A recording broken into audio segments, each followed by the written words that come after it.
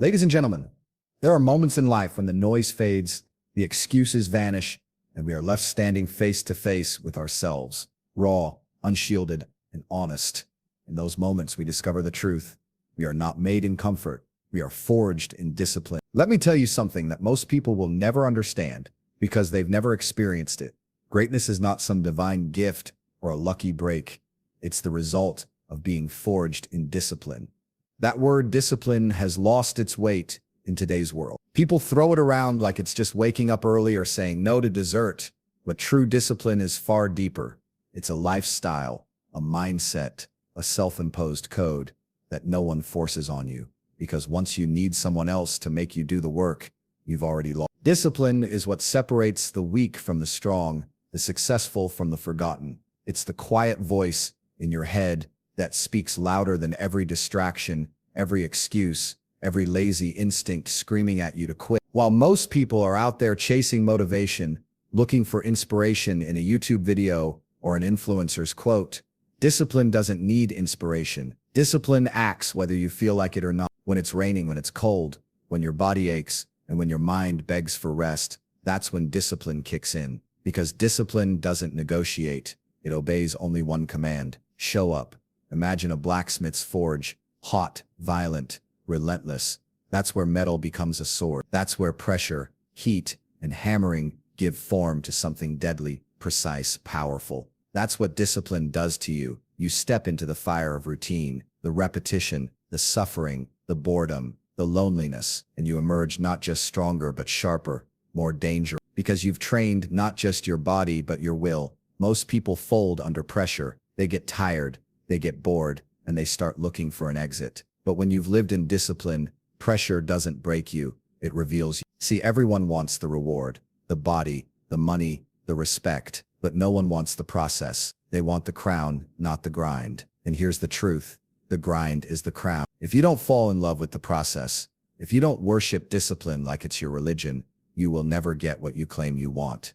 You don't become powerful by accident. You earn it with every small decision when no one's watching. Every time you say no to comfort, every time you train while they party, every time you study while they sleep. That's when you build the muscle, not just physical but mental. You learn how to suffer with purpose, how to keep walking when your legs want to give out. You learn how to control your mind instead of letting it control you. You think warriors are born. No, warriors are made. They're made in early mornings and late nights. They're made in silence, without applause. They're made through consistency so brutal, most people would tap out in a week. You see, discipline is not just about doing hard things. It's about becoming hard. Not in a bitter way, but in an unshakable way. Unstoppable. So when life throws punches, you don't flinch. When pain knocks on the door, you don't answer with fear. You answer with fire. The problem with the modern world is it has too much comfort. Everything is designed to make you soft, to make you passive, to make you weak. And that's why most people will never become anything more than average. Because comfort is seductive. It tells you lies. It tells you you're doing enough. It whispers that you deserve a break. And that's the trap.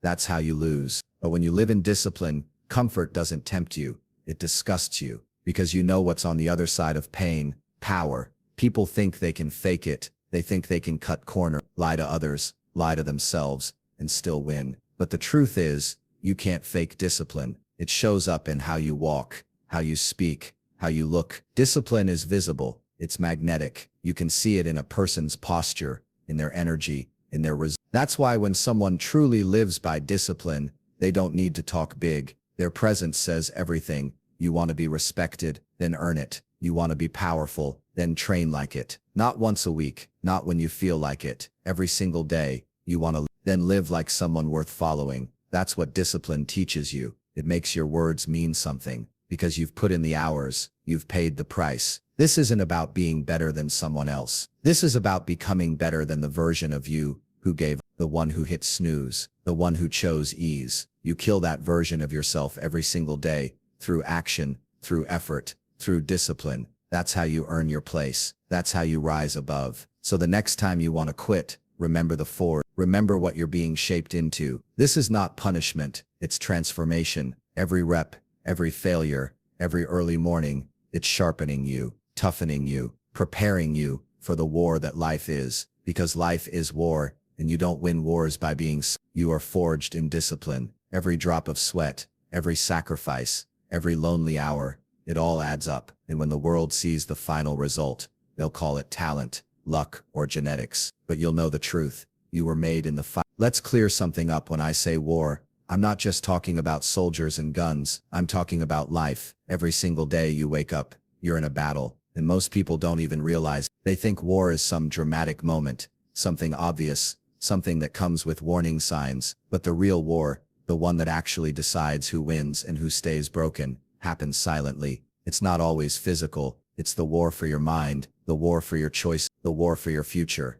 People think they're not at war because bombs aren't dropping outside their windows. But the battle is happening every time you choose comfort over growth, every time you give in to laziness, every time you let fear win. And the enemy, it's not out there, it's in here. It's the voice that says you've done enough, the one that whispers, take it easy. That's the enemy. That's the war I'm talking about. And if you're not aware of it, if you don't see life for what it is, you'll lose before the fight even begins. See, when you're forged in discipline, you're not just preparing for a single moment of adversity, you're preparing for all of it. The chaos, the setbacks, the betrayals, the losses, because real war doesn't announce itself. It just happens. One day, your plan falls apart. One day, someone you trust stabs you in the back. One day, you wake up and realize no one's coming to save you. That's the moment most people break, because they never prepared. They lived their lives thinking everything would go according to schedule, and when it didn't, they folded. But you don't fold, because you were born for war, and that doesn't mean you enjoy the pain. It means you expect it. You don't get blindsided by adversity. You welcome it like an old rival. You understand that life owes you nothing. No one is obligated to help you. No one is required to believe in you. So you stop waiting for handouts. You stop begging for support. You build your own strength. You become your own weapon. That's what being born for war means. You become so well trained, so mentally armored, that when life swings at you, you swing. And let's be real, life will swing. It will throw everything it has. Injury, debt, heartbreak, death. And if you haven't trained your mind, if you haven't lived with the discipline of someone preparing for battle, you'll collapse. You'll find excuses. You'll blame the system. You'll play victim. That's the path of the weak. But the strong, they take every hit and keep walking. Why? Because they knew it was coming. They didn't build themselves for sunny days. They built themselves for storms. Being born for war means you live with a mindset of readiness. You're not caught off guard by problems. You're not surprised by pressure. You expect resistance, and you rise to meet it. Most people spend their whole lives avoiding hard things, but the ones born for war, they look for the hard things. They chase them. They train with them, because they understand that pressure is the only thing that proves you. Think about it. A sword is just a piece of metal until it's been through fire and hammered into shape. Diamonds are just carbon until they've been crushed under pressure. The strongest things in existence are born from struggle. So why would it be any different for you? Why would you think you can become powerful, respected, dominant, without going through hell first? But here's the part most people miss. You don't need to wait for life to attack you. You can go to war now. You can train your mind every single day, through discipline, through structure, through pushing yourself beyond comfort. That's how you prepare. You treat every day like a battlefield. You don't need chaos to practice focus. You don't need heartbreak to practice resilience. You build it now, in the small things. So when the big things come, and they will, you don't shatter. You respond. That's why I laugh when people say, I'll get serious when things get bad. No, you. If you can't handle routine discomfort, you'll drown in real adversity. You don't rise to the occasion. You fall to the level of your training. And if your training is weak, your life will be weak. But if you've lived like every day is preparation for war, if you've lived with discipline, focus, and fire, you'll dominate every situation, because you've already done it 100 times in private. You want peace, then prepare for war, not with violence, but with discipline, with strength, with control, because only those who are born for war truly deserve peace. You have to earn it. You have to fight for it. It's not given, it's won. So when people look at you and wonder why you're intense, why you're focused, why you don't relax like everyone else, let them wonder. They don't understand the war you're preparing for. But when their lives fall apart, when chaos finds them unprepared, you'll be standing tall, because you were built for it. This life is war, and the sooner you accept that, the sooner you'll start becoming who you were meant to be. Let's talk about something nobody wants to admit. Talent is overrated. Completely. People love the idea of natural talent because it gives them an excuse. It lets them say, oh, he was born for this, or she's just gifted. That way they don't have to face the truth that they could have had it too, but they didn't work for it. I don't care how much talent someone has. If they don't have endurance, they're useless. Because in the real world, talent burns out fast. Endurance is what keeps you standing when everyone else is on the floor. You ever see someone start something with insane energy? They hit the gym for a week, go hard, post about it, scream motivation, and then disappear. You know why? Because they thought the initial fire would last. They didn't understand that real transformation requires more than hype.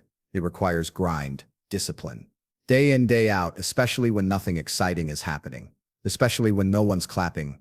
That's where endurance separates the talkers from the doers. Endurance isn't sexy. It's not a flashy moment on stage or a highlight reel. It's the quiet work, the boring stuff, the hours no one sees. It's waking up early for the 100th day in a row and still putting in the same intensity as day one. It's choosing consistency over chaos. It's being relentless. And most people don't have that. They want results, but they don't want repetition. They want glory, but they hate grind. So they quit. And when they quit, they blame everything except themselves. But you keep going. You build your endurance like a weapon because you understand that power doesn't come from what you do once. It comes from what you can sustain. Can you do it when you're tired? Can you do it when you're doubting yourself? Can you do it when there's no visible reward? That's the test. That's the war within the war. And that's where most people lose. The truth is, the longer the journey, the fewer people remain. They fall off. They get distracted. They chase comfort. And you just keep going. Because you weren't built for sprints. You were built for marathons. While they're obsessed with fast success, you're committed to lifelong domination. While they seek hacks and shortcuts, you master the basics until you can't get them wrong. That's the difference. That's why endurance beats talent. Because talent without work is wasted. But effort, relentless, disciplined effort, will crush talent every single time. People who rely on talent don't know how to suffer. The moment things get hard, they panic. They've never had to push past failure. They've never had to rely on pure grit. But when you've built endurance, you don't need things to be perfect. You expect pain. You expect obstacles. And you move through them anyway. That's strength. That's what makes you dangerous. Because while others are looking for the way out, you're looking for the way forward. And let's not pretend this is just about physical endurance. It's mental, emotional, strategic. It's about outlasting every excuse, every delay, every temptation to give up. It's about holding your standard high no matter what's going on around you. People love to say they'll try their best. That's not enough. Your best changes based on your feelings. Discipline doesn't care about your feelings. Endurance doesn't stop because you had a bad day. It doesn't care if you're in the mood. It keeps going, and if you want to win, you keep going. You know what the real edge is. It's not that you're faster, not that you're stronger. It's that you refuse to quit. You stay in the fight longer than anyone else. You show up every day no matter what. You don't need validation. You don't need applause. You don't need motivation. You just need the mission. And once that mission is clear, your endurance becomes unstoppable. That's what breaks people. They see you still grinding on day 300 with the same intensity as day 1, and it crushes them, because they realize they never had that kind of heart. But you've trained for, you've built this stamina brick by brick, through every set, every failed rep, every lonely night. You've carved your endurance into your bones. So when the world throws chaos at you, you don't panic. You breathe, you adapt, and you keep moving. Because endurance is what makes you untouchable. You know who wins in the end? The last one standing. That's it. Not the most talented, not the most liked, the one who stayed in the game. That's the warrior mindset. It's not about burning bright for a moment, it's about burning forever. Controlled, focused, ruthless. That's who you become when you commit to endurance. That's how you destroy mediocrity. So keep going, even when no one's watching. Especially when no one's watching, because that's when it matters most. That's when you prove to yourself that you're not just doing this for show, you're doing this because it's who you are. Endurance isn't something you do, it's something you become. You're not here for a flash of success. You're not chasing a temporary win. You're here to dominate for a lifetime. People always ask, how do I get mental toughness? Like it's a course they can sign up for, or a video they can watch once, and suddenly be bulletproof. Let me break the illusion for you. Mental toughness isn't handed out. It isn't natural. You don't wake up one day with it in your blood. You build it, piece by piece, through pain, through sacrifice, through the decision to keep showing up when everything in you is screaming to quit. It's not glamorous, it's not convenient, but it's the most powerful weapon you'll ever have. Mental toughness isn't about pretending you're emotionless, or acting like nothing bothers you. That's fake. That's weak people playing strong. Real toughness is knowing the fear is there. The stress is real. The pain is sharp, in moving forward anyway. It's controlling your reactions instead of being controlled by them. That's what makes you dangerous. Because when the storm comes, and trust me, it will come, you're calm, you're calculated, you don't break, you decide your response. And that's where power lives. You want to be unstoppable, then master your mind. Everything else flows from that. Your body will go where your mind leads. Your choices, your habits, your results, every single one of them is born from your mindset. And if your mind is weak, if it folds the second things get hard, then it doesn't matter how talented you are or how much you want it. You'll lose every time, because life doesn't care how you feel. It responds to what you do. And mental toughness is what keeps your actions aligned with your goals even when your emotions aren't. Building that kind of toughness doesn't happen in the spotlight. It happens in silence. It happens in the moments where you want to quit, when no one would blame you if you gave up, and you don't. That's where it's forged. Not in loud victories, but in quiet resistance. When you choose the hard path over the easy one. When you embrace discomfort, not because you like it, but because you know what it creates. Most people run from discomfort. They treat every challenge like a crisis. They want comfort, ease, validation, and that's why they stay soft. Mental toughness isn't born in comfort. It's born in adversity. It's born when you choose to do what's right over what's easy. When you wake up and train even when you're tired. When you sit with your pain instead of avoiding it. When you tell yourself the truth instead of hiding behind excuses. Every time you do that, your mind gets stronger. Your threshold increases. And one day what used to break you doesn't even shake you. Let me tell you something that's uncomfortable but true. Your mind is your biggest enemy until you train it to become your ally. Left unchecked, it will lie to you. It will whisper that you're tired when you've got more to give. It will tell you to stop when you're just getting started. And if you listen to it, if you follow its weakness, you become a slave to it. But if you master it, if you dominate that voice and bend it to your will, you become limitless. That kind of control doesn't happen by accident. It comes from deliberate suffering, from exposing yourself to pressure on purpose. You train your mind the same way you train your body. Reps, resistance, repetition. You put yourself through the fire by choice so that when life tries to burn you, you're already flame-proof. Mental toughness is a product of struggle. You don't become resilient by thinking positive. You become resilient by surviving hell and refusing to be defined by it. People will call you obsessed. They'll say you're too intense, too serious, too committed. Let them talk. They don't understand the war you're fighting. They don't see the discipline that sharpens your mind because they've never chosen to suffer. They've never sacrificed short-term pleasure for long-term power. But you've looked in the mirror and decided to become unbreakable. And every choice you make after that decision is a test of who you are. Mental toughness isn't proven when things are easy. It's proven when things fall apart and you still don't flinch. There will be days when you feel like you're losing. Days when it feels like nothing is working. That's when most people fold. But because you know those days are the test. Those are the exact moments that separate the average from the elite. If you keep pushing when it hurts, if you stay focused when you're exhausted, if you stay sharp when others get soft, that's how you build the mind of a warrior. This isn't about pretending to be perfect. It's about being relentless. You're going to fail. You're going to fall. But mental toughness is getting back up without hesitation. It's not needing applause or permission to keep going. You know who you are. You know why you do that. And that clarity gives you strength. Most people will never understand. They'll see the results and think it was easy. They'll see the outcome and think you were lucky. But they'll never see the inner war you fought and won again and again, in silence. And that's fine. Let them stay in the dark. You've already moved past needing their understanding. Your mind is your fortress now, and nothing gets through it without your consent.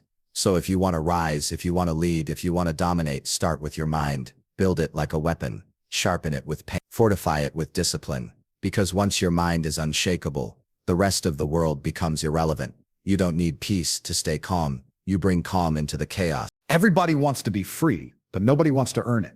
That's the contradiction most people live with. They scream about freedom, talk about wanting control over their lives, wanting to escape the system, wanting to be their own boss, but their actions don't match the words. They confuse comfort with freedom. They confuse temporary pleasure with real power. But let me make something clear. There is no freedom without absolute responsibility. You don't get to be free unless you own everything. Your choices, your failures, your emotions, your results, all of it. People don't like that. They want to blame. They want to say it's someone else's fault. The economy, their parents, their ex, the government, society, anything but themselves. That's weakness. That's slavery in disguise. Because the moment you hand responsibility over to someone or something else, you've already lost your freedom. You've given away your power. The real ones know freedom isn't given, it's earned, and the price is total responsibility. Responsibility means you stop pointing fingers. You stop waiting for external change and start making internal shifts. You stop saying, why is this happening to me, and start asking, what am I going to do about it? That's the mindset of someone who leads their own life. That's the mindset of someone who doesn't just want freedom. They deserve it because they've taken control of the one thing no one can take away from them: their discipline, their drive, and their decisions. Here's the truth nobody wants to admit. Most people are addicted to being victim. They find comfort in struggle because it gives them a story, something to explain why they're stuck. It gives them sympathy, but that sympathy is poison. It keeps them soft, keeps them small. If you want real power, you've got to reject that completely. You've got to burn the victim card and step into ownership. You didn't choose all the cards you were dealt, maybe, but it's still your hand. No one's coming to play it for you. Real freedom starts when you take full accountability, not just for what you do, but for how you think. You start questioning the beliefs that have kept you weak, the habits that keep you stuck. You dismantle the excuses, brick by brick, and you rebuild your life on truth. The truth that no matter how hard it gets, you still get to choose your response. You still get to show up. You still get to earn your outcome. You want to control your future, then take control of your discipline, because without discipline, you're a slave to impulses. You'll eat what feels good, spend what feels fun, chase what feels easy, and before you know it, you're stuck. Not because the world is unfair, but because you never took command. You let comfort guide you instead of principles, and the cost of that is everything you say you want.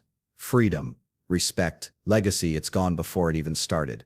But when you take ownership, you stop complaining, you stop waiting, you become lethal. You wake up and move with purpose. You train like it matters. You study like your future depends on it. Because it does. You speak with intention. You walk into rooms with presence. Not because you're pretending to be powerful, but because you are. You've earned it in the dark, and it shows in the light. You stop asking for motivation. Motivation is cheap. It comes and goes. What you build instead is a standard, a code. You live by it no matter how you feel. That's what gives you power. That's what makes you free. Because when the rest of the world is reactive, tossed around by emotion, distraction, weakness, you stay focused. You move forward. That's what discipline gives you. That's what responsibility gives you. You're no longer waiting for life to be fair or perfect. You're too busy creating your own reality. People think freedom is doing whatever you want. That's not freedom. That's chaos. Real freedom is having the power to do what must be done, even when you don't feel like it. It's controlling yourself so deeply that nothing external controls you, not opinions, not setbacks, not even failure. That's when you know you're free.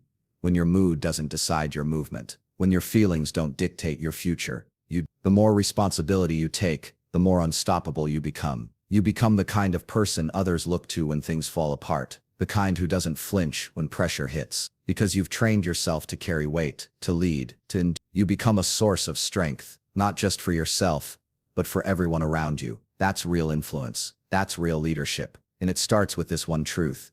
No one owes you anything. Not effort, not love, not respect. You earn all of it. And the moment you understand that, you step into your power. And make no mistake, this path is hard. It's brutal. There's no one to blame when it doesn't work out. But that's the beauty of it. Because when you do succeed, when the results show up, when the wins come in, you know exactly who built it. You did. With your discipline, your mindset, your relentless refusal to be average. That's real satisfaction. That's the kind of pride that no one can give you and no one can take away. You want to be free? Then take control of your life like your soul depends on it. Because it does. You were not born to live so. You were not designed to drift through life, chasing ease, hiding from pressure, or running from pain. Deep inside you, there's something ancient, something primal, something undeniable. It's the warrior instinct. It doesn't beg for peace. It doesn't seek shelter. It seeks conquest. And the reason so many people feel lost, feel weak, feel anxious, is because they've buried that instinct under comfort, under distraction, under lies. They've denied who they are in exchange for who the world told them to be. And that denial, it kills you from the inside out. You were born for war, not necessarily the kind fought with weapons, but the war that never ends.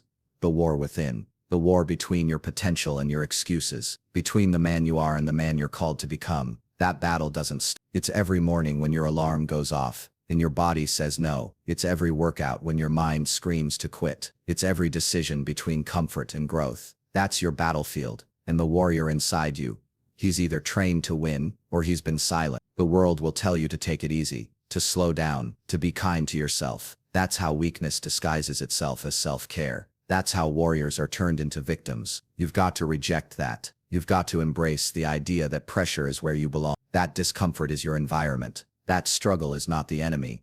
It's the training ground. Every challenge is sharpening your blade. Every loss is teaching you strategy. Every hardship is carving endurance into your bone. You don't grow by avoiding the war. You grow by stepping deeper into it. Most people fear hardship. You hunt it because you know what it gives you. Every ounce of pain, every sacrifice, every rep, every rejection. It all builds calluses on your mind. And those calluses, that's what makes you unbeatable. Because while everyone else is seeking safety, you're building strength. While they choose softness, you choose structure. That's the mindset of someone born for war. You don't need life to be easier. You just make yourself stronger. You adapt to pressure. You rise under weight. You thrive in conditions that break others. Understand this. You're not meant to fit in. You're not meant to blend with the crowd. You're not meant to be liked by everyone. You're meant to lead, and leadership is forged in war. It's built by standing firm when others fold. It's earned by making hard choices, by walking alone when others follow the herd. That's the cost of being built different. You sacrifice comfort for clarity. You sacrifice popularity for power, and in return you earn something no one can fake. Respect. Warriors don't wait to be rescued. They rescue themselves. They don't hope for opportunity. They create it. They don't fear opposition. They expect it. They welcome it. Because they know pressure is where greatness is proven. It's easy to act strong when life is easy. But who are you when it's hard? Who are you when it's dark? Who are you when there's no applause? No comfort? No backup? That's when your real self shows. That's when the warrior steps forward. And don't misunderstand. Being a warrior isn't about walking around angry or aggressive. It's about being composed, disciplined, dangerous, when necessary. A man who knows when to strike and when to stay silent. A man who has control over his emotions, his body, his direction. That kind of control doesn't come from impulse. It comes from purpose. You know why you're here. You know what you're building. And every day, with every choice, you step closer to that mission. You don't back down because it's hard. You lean in because it's hard. You understand that adversity isn't a sign you're failing. It's a sign you're on the right path. The path of resistance is the path of greatness. Weak men avoid it. Strong men embrace it. And warriors live in it. They are not surprised by pain. They expect it. They have already prepared for it. That's why when the hits come, financial, emotional, physical, they stay standing. They've built their foundation in fire. This isn't a game. This is your life, and how you live it matters. Every day, you're either reinforcing your strength or feeding your weakness. You're either growing sharper or becoming dull. The warrior doesn't live by chance. He lives by code. He trains when he doesn't feel like it. He sacrifices what's easy for what's necessary. He doesn't seek validation. He doesn't whine. He doesn't wait. He acts. He executes. He conquers. You have that same fire in you. Maybe it's been buried. Maybe you've been distracted. But and once you ignite it, once you choose to live like a warrior, think like a warrior, train like a warrior, everything changes. You stop reacting and start leading. You stop complaining and start conquering. The weakness falls away. The excuses die. And what's left is someone unstoppable. You weren't born for average. You weren't born to blend in. You were born to dominate, to step into the arena and make your presence known, to face every obstacle, every opponent, every challenge, and say, I'm still standing. I don't fold. I fight. Because this life, it's not meant to be safe. It's meant to be won.